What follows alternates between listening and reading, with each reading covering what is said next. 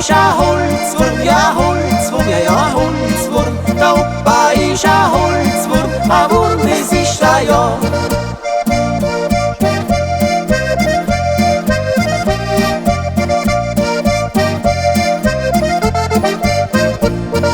Scheiteln, Hocken, Brennholz, glühen, ja, das tut der Opa gern. Die Nacht an Wald, wir Schnadling holen, ja, das hat sichern sollen.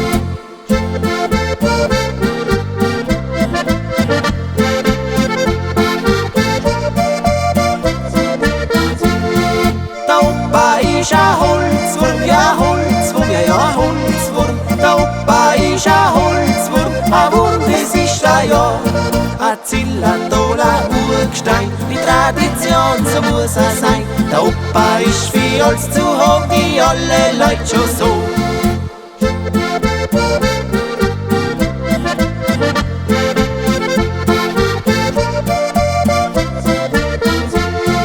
Der Opa ist ein Holzwurm, ja Holzwurm, ja ja Holzwurm. Der Opa ist ein Holzwurm, ein Wurm, das ist er ja.